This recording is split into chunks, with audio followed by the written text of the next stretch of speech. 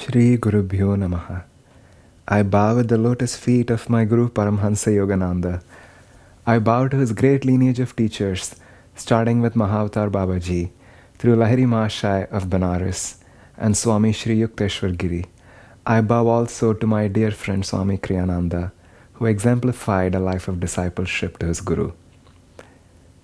So friends, through this web series, I wish to discuss with you the Mahabharata, one of the greatest scriptures ever produced by mankind, and perhaps one of India's greatest contributions to the world. What I would like to discuss specifically is the scripture as an allegory, the symbolism behind the different characters in the story and what they represent for us in our own spiritual journey. All that I'm discussing now is based on the teachings of my Guru Paramhansa Yogananda. For those of you that are not familiar with the story of the Mahabharata, I will be discussing some of that as well in each episode, but I'm not planning to dive deep into every character and every tiny incident in the story or how it progresses, but I will be talking about some of the major characters and plots and subplots of the story that are important for us in our own spiritual life. If you're not already familiar with the story, the Mahabharata is essentially the story of a war. It is an 18-day battle between two warring clans. As it happens, they are cousins. There is, like any drama, a righteous side and a not-so-righteous side. On the righteous side are the Pandava brothers, who are 5 in number. They are the sons of Pandu. And on the other side are the Kaurava brothers. They're 100 in number, and they are the sons of the blind king Dhritarashtra. Dhritarashtra and Pandu are brothers, so the cousins are fighting this war, and they're fighting for the right to rule the kingdom. And there's a lot more to the story than just that. There's a lot of characters involved, a complex tapestry of events that unfold leading up to the war and why it happens, and many teachings embedded in all these different stories. And we will be able to dive into some of those as part of this web series. Essentially, what the Mahabharata represents, what the battle represents, is an allegory for our own soul's long journey away from its home in God until we find our way back to our own true source, which is deep within, in that Supreme Spirit. And the battle itself is that last attempt by the ego to hold on to what it believes is its own separate identity, this body, not just the physical body, but everything underneath it, that the ego attaches itself to. And the yearning for the divine, the forces that uplift us into higher consciousness, it is the battle between these two forces that are inside ourselves. And the battlefield is the field of human consciousness, and that is essentially the symbolism that we are talking about. And this is based on the interpretation that Yogananda gave both for the scripture itself and specifically to Bhagavad-Gita. So that's what we will get to discuss. Now, when I talk about the Mahabharata as an allegory and the symbolism behind it, it is not to say that the story is purely mythological or made up in order to illustrate a point. In fact, as Yogananda said, Mahabharata was actually a historical event. It is a true battle that took place in the battlefield of Kurukshetra in northern India. And it happened at a very interesting time. It happened at the end of what a long cycle of time, which is called the Dwapara Yuga, leading up into another long cycle of time called the Kali Yuga. Now, I'm not probably going to get to the details of what those are and why it's relevant for our discussion here in this particular video, but I do hope to talk about that in a future episode and why that particular timing is relevant for us to understand the importance and the relevance of the deeper truths that the Mahabharata is trying to convey to us. So Mahabharata was a historical event, but Vyasa, who retold the story, who actually wrote the scripture, he weaves a very complex tapestry of various characters, of multi-generations, and story that progresses through different events. And his objective in building up this whole scripture around this war is to preserve the deep and profound teachings of Sanatana Dharma through the dark ages of Kali Yuga. And as much as the war in itself was an event that happened historically, the story is embellished with a lot of details. And each character in Vyasa's retelling actually represents a citizen of our own consciousness. And by understanding the teachings and by going deeper into the scripture, what we learn and what we gain are insights about ourselves, how to work with the different parts inside our own consciousness. How do you deal with negative traits? How do you use your positive qualities to transmute some of your lower tendencies? That is truly the teaching that the scripture presents. While the Mahabharata, in every plot and subplot, is deeply rich with spiritual teachings, at the core of the scripture is a section called the Bhagavad-Gita. When I first came across this interpretation of the Mahabharata, I was completely captivated. In fact, it was later that I heard that my guru Paramhansa Yogananda had said that one of the reasons that he incarnated at this particular time was to bring about a revival, a new expression of these teachings presented both in the Christian Bible and the Hindu Bhagavad-Gita. So to interpret the Gita and this particular interpretation of the Mahabharata was one of the reasons why Yogananda in fact even incarnated at this time. So it is worth noting, and it's certainly a very, very fascinating subject to explore.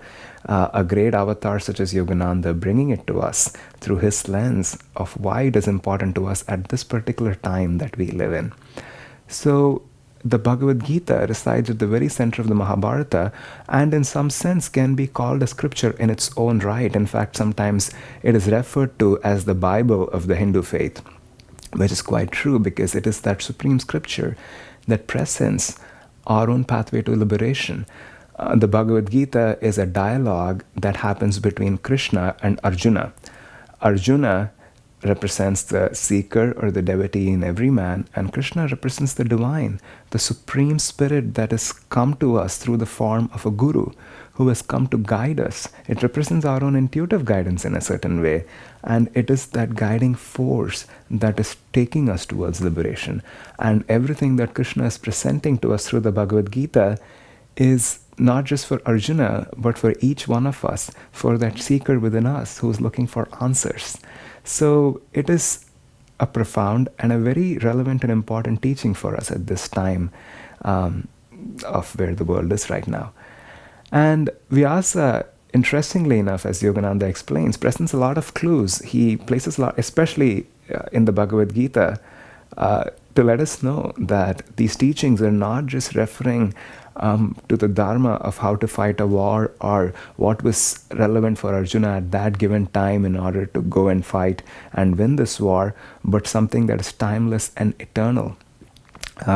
In the very first verse of the Gita, Dhritarashtra, the blind king, is asking this question to Sanjaya. Now, Dhritarashtra, who's blind, represents the blind mind. The mind is blind because all that it can receive is through the senses. It does not have any innate perception of its own. And Sanjaya represents introspection. We will, again, as I said, we will get to discuss some of these characters and details in greater detail in future episode, but it is relevant for what I'm about to talk about right now. So Dhritarashtra is asking Sanjaya this question. In Kurukshetra, in Dharmakshetra, when all the warriors came together, what happened? He says, Kurukshetre, Dharmakshetre, Samaveta, Yutsavaha. He refers to the battleground as Kurukshetra. Kuru is the ancestor through the lineage of whom all these descendants have come through. That's why it's called the Kuru clan. And Kshetra simply represents ground. So Dhritarashtra is asking what happened on the field of Kurukshetra, this ancestral ground where all the warriors have come together. He in fact calls it Dharmakshetra, the battleground on which righteousness is to be established. And in the 13th chapter of the Gita, Krishna offers a unique explanation for what it is that we're all talking about. He explains the word Kshetra and he tells Arjuna, Arjuna, do you really think that Kshetra that we are talking about here is this battleground? He says, Oh Arjuna, the Kshetra is your own body. And the indwelling spirit in this body is me. I am the guiding force that's animating all of this. So you get a glimpse of the allegory that's just broken through, and Krishna is talking directly to all of us.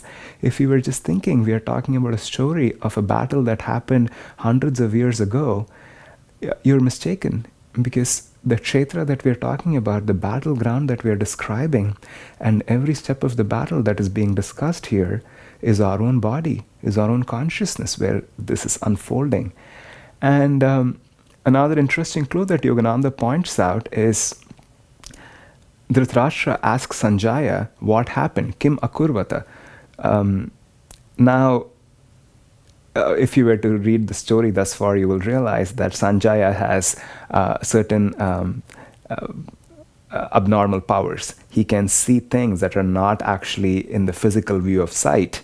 And Dhritarashtra uses his powers, Sanjaya is his attendant, in order to know what's happening in the war, because being blind himself, he's not on the battlefield.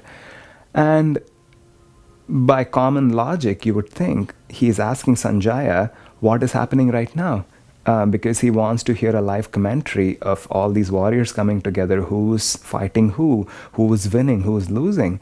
But interestingly enough, he asks what happened. And the way Yogananda explains it is that the battleground, the battle the Pandavas and the Kauravas are fighting, is actually the process of meditation. It is that process through the act of concentration to lift our own energy in the spine, to transmute or to overcome our own lower nature. That is the battle that is happening. In fact, in the Mahabharata, the bow and the arrow and archery is a very, very powerful symbol for the war itself. And if you think about it, it's one of the best symbols to represent concentration. And that's really what is happening in the battlefield, the act of concentration and lifting our energies. Now, the reason why Dhritarashtra phrases the question in past tense is because as that concentration and meditation is in progress, introspection cannot also be simultaneously active. Introspection comes into being only after meditation is ceased. That is why Sanjaya, who represents that introspective process, the process of deepening one's own awareness and analyzing the inner workings of your own mind, that comes into existence only after meditation is over. And that is the reason Yogananda says, Dhritarashtra asks Sanjaya what happened and not what is happening right now in the battlefield. And just another interesting clue that Yogananda points out that Vyasa places in the scripture is right before the Gita begins, Arjuna tells Krishna, why don't you take me to the center of the battleground between the two warring clans, and I want to see what's happening here, who is pitted against who, and I want to understand. Arjuna at this point, if you read the story, you'll understand, is kind of having a breakdown, and he doesn't want to fight the war. He's really, really not up for it. He's overwhelmed by everything that's happening and everything that is being asked of him. Now, I'm counting myself, and I'm going to assume all of you who are watching this video, we have not actually been in a real battleground in this incarnation. But again, we know by common logic and just by other different examples that in a war, typically there's a line that divides the two armies, and on either side are pitted all the different warring entities, all the foot soldiers, the horses or elephants, depending upon what kind of a war it is. And the chief warriors and the kings are guarded behind these other armies. So it is really unusual for Arjuna to say that I want to go stand right in the middle of the battleground, even before the war has begun, because it's not necessarily the norm for somebody to go stand there and observe. In fact, the whole dialogue of Bhagavad-Gita is happening at that point. The way Yogananda explained it is because Arjuna represents the navel chakra, the solar plexus, called Manipura in Sanskrit. And what he represents is that critical turning point between our own lower natures and higher nature. And the entire victory or defeat in the war is hinged on his shoulders. Now, I'm not saying that the lower chakras represent our lower nature or anything like that. We will get to discuss these in greater depth in a future episode. But Arjuna represents that critical link. He represents self-control. He represents the act of will. He represents the act of concentration. And he represents that ability to pull that energy within the spine and to be able to lift it up. And everything in the war depends on that. If Arjuna is having a breakdown, the war cannot proceed because he is the source of victory or defeat for all of the Pandavas. They all have a very important role to play in the war, but Arjuna's role is unique.